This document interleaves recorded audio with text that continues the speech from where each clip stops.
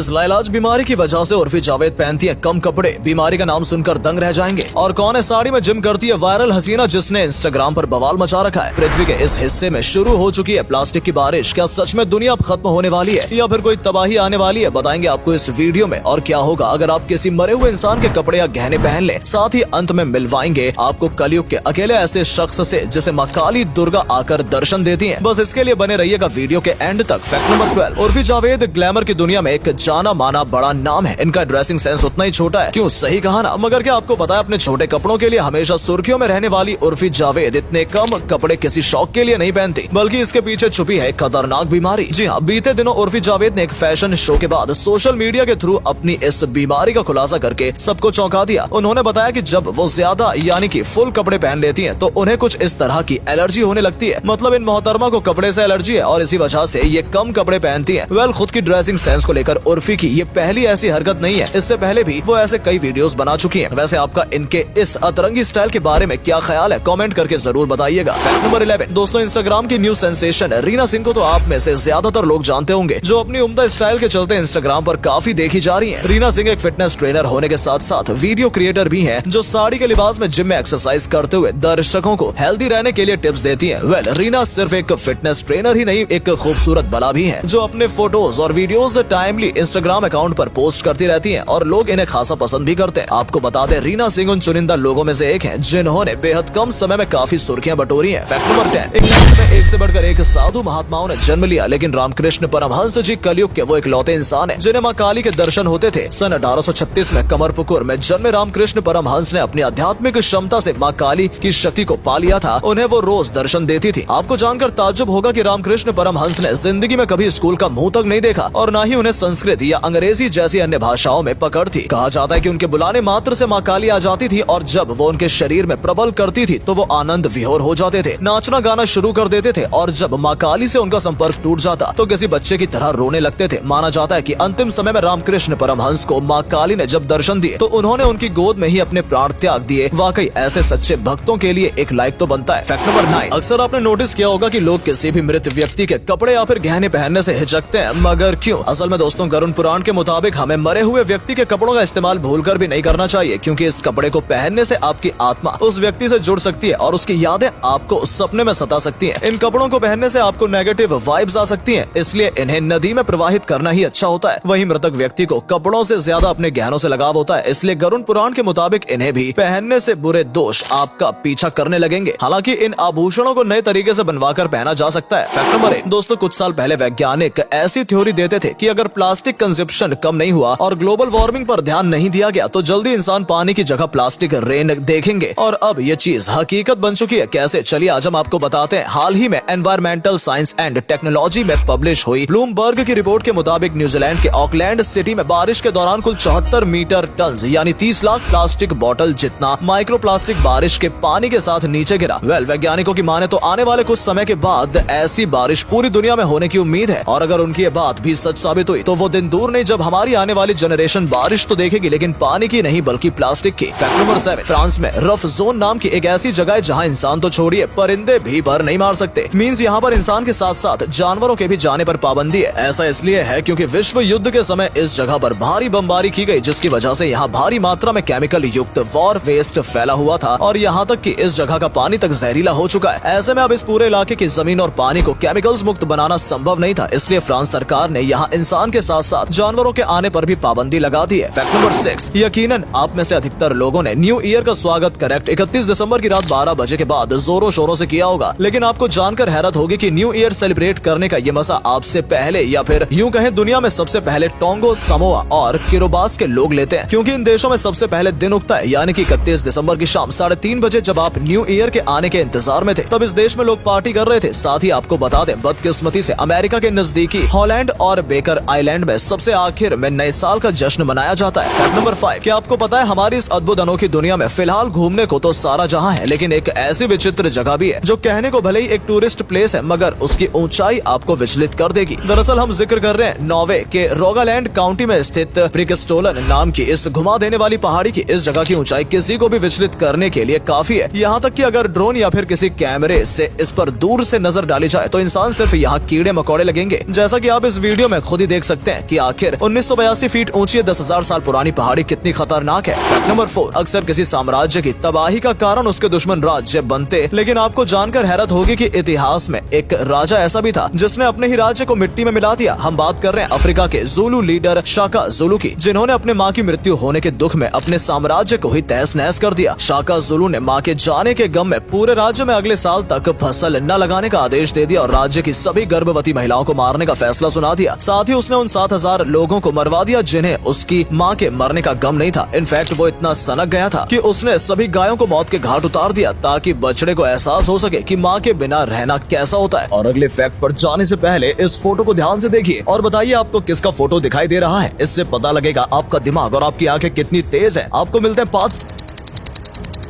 Fact number 3, दोस्तों जब भी हम मंदिर में प्रवेश करते हैं उससे पहले अपने जूते चप्पल निकालकर बाहर रख देते हैं। पर क्या आपको इसके पीछे का असली लॉजिक पता है? अगर नहीं तो चलिए हम बताते हैं। दरअसल धार्मिक जानकारों की माने तो जब हमारे पैर मंदिर की भूमि को छूते हैं तो अंदर के डिवाइन कॉन्शियसनेस जाग जाते हैं और उसे छूने से हमारे अंदर के सारे तामसीन गुण छूमंतर हो जाते हैं और मन में भक्ति भाव आ जाता है। जहाँ हिंदू धर्म में मंदिर को पवित्र माना जाता है उसे भगवान का घर कहा जाता है। ऐसे में 24 घंटे बाहर गंदगी में पड़े रहने वाले जूते चप्पल गंदे हो जाते हैं और उन्हें मंदिर के अंदर पहनने से वहाँ का पवित्र वातावरण दूषित हो जाएगा। बस इसलिए हम मंदिर में घुसने से पहले अपने जूते चप्पल बाहर उतार देते हैं। फैक्ट नंबर 2, आपने पब्लिक या फिर प्राइवेट बसों में तो जरूर देखा होगा कि आपने कभी इन बसों में शॉपिंग की है। अगर नहीं तो नजर डालिए चेन्नई की सड़कों पर खड़ी इस शानदार बस की तरफ, जो है तो एक नॉर्मल बस ही लेकिन इसके अंदर मौजूद है महिलाओं के कपड़ों का पूरा शोरूम, जहां आपको इस 100 स्क्वायर फुट की बस में ट्रायल रूम के साथ साथ 300 वैरायटी की साड़ियां और ड्रेस का शानदार कलेक्शन देखने को मिलेगा। सड़कों के स्टॉल को प्राइवेट बस से शोरूम में शुरू करने वाले ये गजब का आइडिया चेन्नई के कार्तिक का है, जिन्होंने MBA करके ये अनोखा स्टार्टअप शुरू किया है। दोस्तों अगर आपको ये वीडियो पसंद आई हो तो इसे अधिक से अधिक लाइक और शेयर करें। साथ ही हमें कमेंट करके बताएं कि आपको इनमें से कौन सा फैक्ट सबसे ज्यादा मजेदार लगा। आज के लिए इतना ही, आपसे फिर मिलेंगे एक नई वीडियो और ढेर सारी रोचक जानकारियों के साथ।